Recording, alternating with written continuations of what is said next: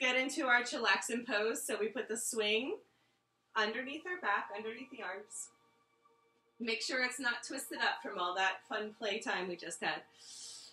And then put the leg loops on the knees. If you brought the leg loops up, you're going to have to bring the leg loops down one, hun. So just keep that in mind, just so they're not too high for the next sequence. Okay. So in our chillaxin pose, we just let ourselves sway from side to side. Whenever we've done something really active, or really strong, engaging, then we relax. So we keep a nice balance between engaged but relaxed in all the poses.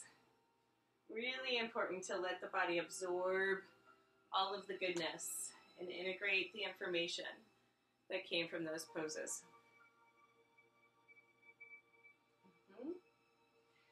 So the first thing we do is we just let our swagger happen.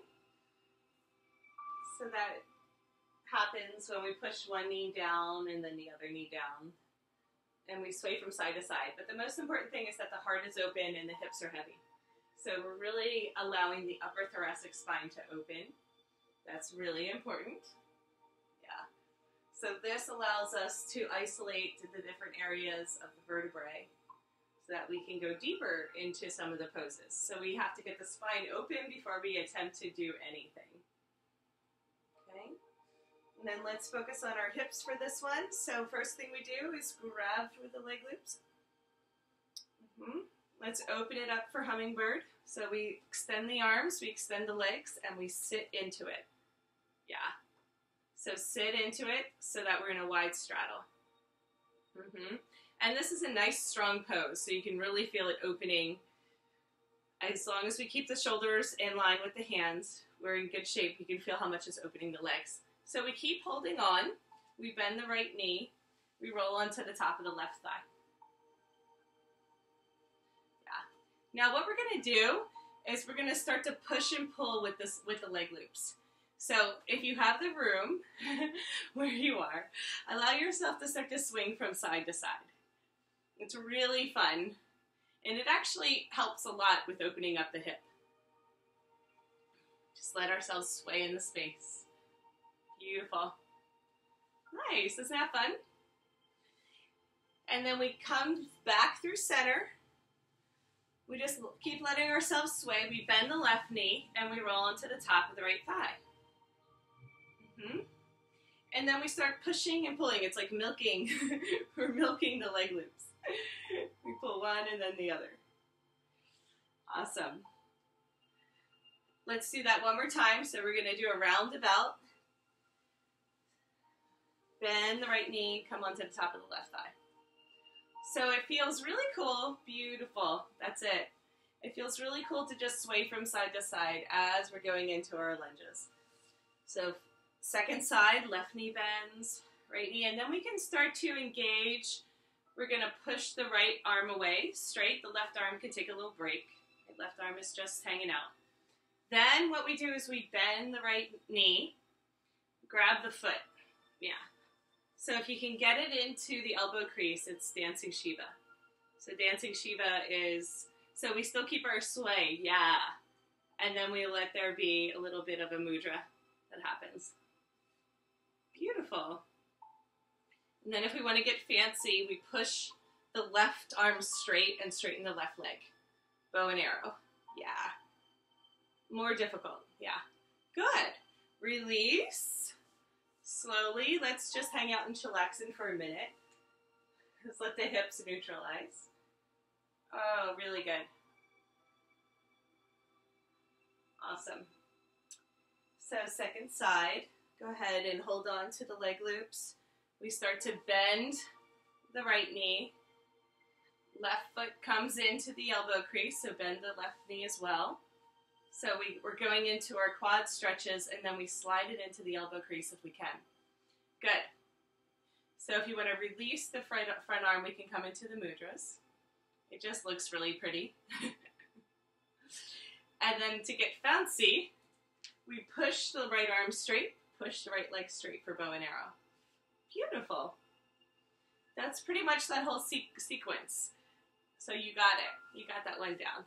And then what I like to do is let's just take a moment to play in the space, right? So see what happens if you just push and pull in the space, straighten one leg and the other. So it doesn't have to be all neat and tidy. It's more just understanding the push and pull that happens with momentum. So angular momentum is what we're playing with. Yeah. So that's one of the ways that I like to use the swing that I don't always do in like a classroom setting. I do this more when I do the playformances because it looks really cool. and then it's like being in a swing, right? Like on the playground.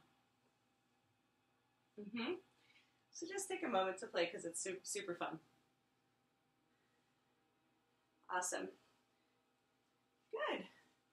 How does that feel? Very good, yeah. Awesome.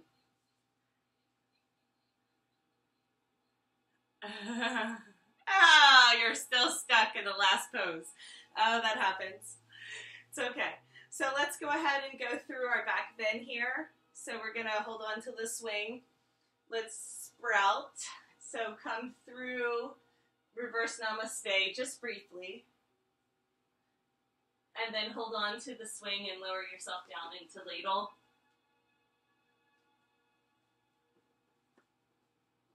So in ladle, you bend the knees. Reach back for bow.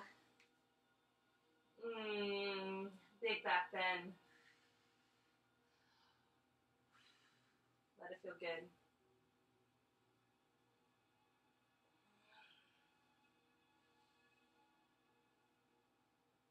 Beautiful. So from here, go ahead and grab onto the swing, but wrap your legs around. Wrap your legs around the swing so you come through Peaceful Warrior. Let's just end with a nice, easy inversion.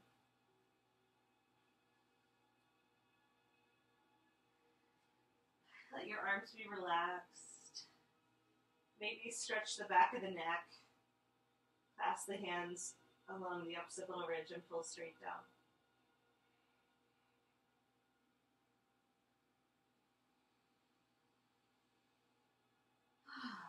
Beautiful. Clasp the hands behind the back and go ahead and interlace the fingers and pull them down towards the ground as well, and just notice that you can get a nice shoulder stretch here.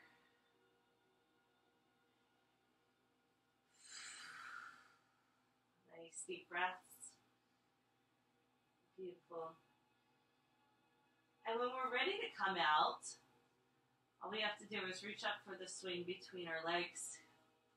Bring the legs wide, and then we come right back to sit into chillaxing. Yeah. There you go. So nice, easy transitions. So every time we get together, we'll learn a new flip, and we'll just take it nice and slow so we can really master some of the acrobatic movements instead of rushing through them. We'll just take it one at a time. And we did Superfly last time. Let's just come into a nice floating pigeon hip stretch here on the right side while we're chatting.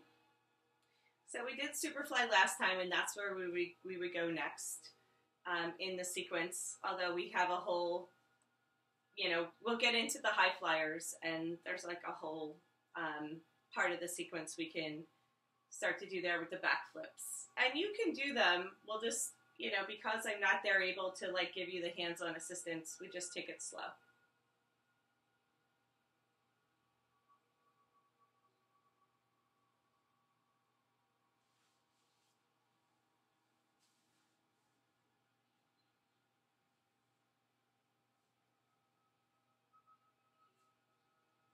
Yeah, that's fine. Yeah, so that's the way to get in and out of it for now.